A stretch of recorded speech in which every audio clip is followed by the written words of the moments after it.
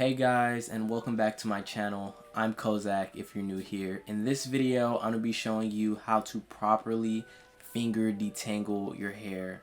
Now, detangling your hair can be very complex and complicated. You want to make sure that you are properly detangling your hair, because if you aren't, you can be creating a lot of unnecessary strain and a lot of unnecessary breakage, which can make your hair appear like it isn't growing. So your roots will be growing, but your hair will actually be tearing, splitting, and ripping faster than your actual hair is growing, which then gives the appearance that your hair just isn't growing at all, or it's stuck in the same spot. One of the best ways you can avoid adding unnecessary strain into your hair is by incorporating and implementing finger detangling into your weekly routine. You want to start off by removing any sort of protective style, braids, twists, etc.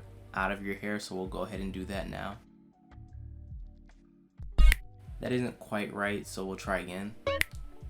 This isn't right either. One more time. There, that's a lot better. Alright, so to better demonstrate to you guys how to do this, I decided to remove my twist, and I didn't pick or comb my hair or anything. This is just taking twists out right after taking them out and showing you guys how I'm going to finger detangle my hair with my hair being tangled already. So first thing first, you're going to want to add moisture into your hair. You never want to manipulate your hair without any sort of moisture in it. So you're going to go ahead and apply water or whatever you have to moisturize your hair. The product that I'm currently using is just going to be a substitute for water. I'll put it on the screen here for you guys. Next, you're going to go ahead and moisturize your hair. Again, always want to keep moisture in your hair when you are detangling it, so that your fingers, or if you're combing or picking your hair, can glide straight through your hair. So I'm going to just use a lightweight conditioner as well as a heavyweight conditioner. I'll put both of the products on screen here for you guys as well. After that, you're going to want to start actually detangling your hair. The best way to do this is you're going to just start to pull and tug on your hair to kind of loosen the hair up, loosen up the follicles, loosen up the strands. After that, you're going to individually start to tug on sections of your hair. Now, since I'm doing this very rough, I just like to do my full head. You can part your hair as well as separate your hair into sections to get a more accurate detangle. But what you're going to want to do is you're going to work your hands through your hair until you're able to recognize a actual tangle. Every time you do recognize a tangle, you're going to split it apart individually, 3, 4, maybe even 5 strands of hair at a time, and you're just going to split it apart from the actual tangle, and then that is going to detangle it.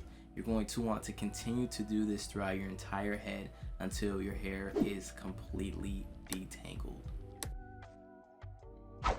While you are doing this, every now and then you'll actually encounter a knot. If you do encounter a knot, I advise you to take more time and spend more time on this, and really spend time trying to separate this knot versus just tearing it out.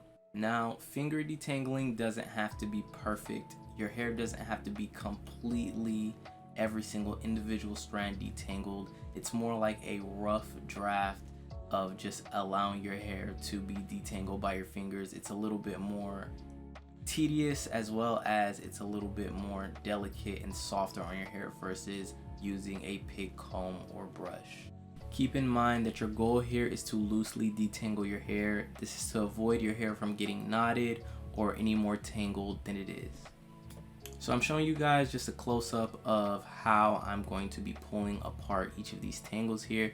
You can see me taking my time to pull apart and separate each of those tangles out of my head. And again, we're running our hands through our hair and identifying any sort of tangles, and once we do identify a tangle, we're working through that tangle slowly and separating it out to detangle it. And remember, finger detangling your hair is all about being gentle, all about taking your time. Again, this is going to be a bit more tedious than going through your hair with a comb, a pick, or a brush, but this is going to be a lot more beneficial to your hair, as well as a lot more gentle on your hair than anything else possibly could. So I highly advise taking your time and spending time to finger detangle your hair throughout your week. Personally, I detangle my hair with a pick every Monday. After that, throughout the rest of the week, all the way until the next Monday. I'm finger detangling my hair every single day.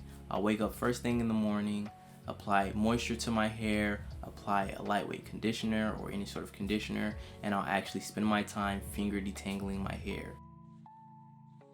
A good indicator on if your hair is actually detangled or not is you're going to try to run your hands through your hair, and if you are unable to, you're going to keep working at it until you are able to run your hands straight through your hair.